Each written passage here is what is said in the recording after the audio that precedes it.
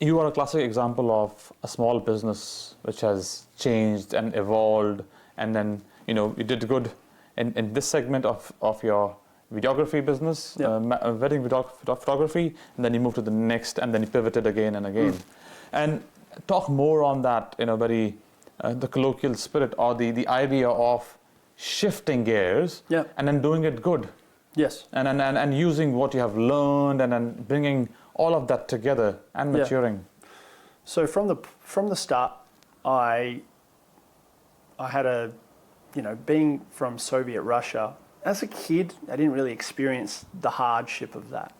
And we didn't grow up from completely nothing, Migrating to Australia, I had something called perspective. And that's what I think a lot of the immigrants have. They have that perspective of what life could be like somewhere else. So they're more grateful. I'm more grateful.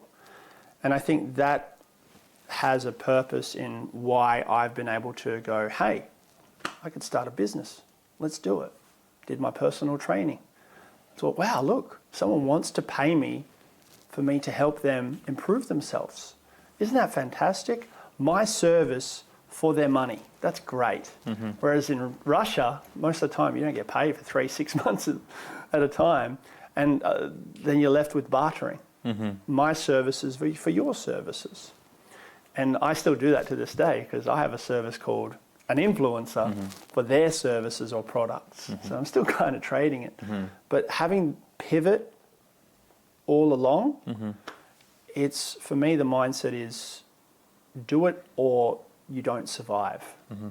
Or if you don't pivot and you aren't happy with your situation, for example, having the 9 to 5 that you're currently in, your mental health will start to deteriorate the further you stay in that job.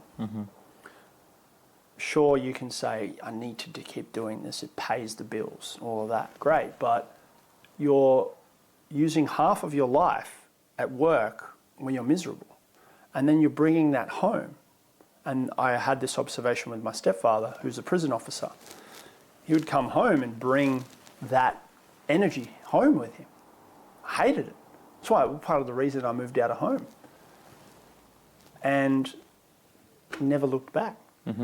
But because of our situation, and again, full transparency, the investment house we have in Perth was vacant and I would be able to live there. But at the expense of my mother, who sacrificed herself, who is still in Kalgoorlie, still teaching in the same school to this day. She's miserable. And I feel like I'm in debt to her to get her out, retire her, bring her here so she can just do her art all day, every day, and take over the grandkids' role when we want to hang out. Very powerful.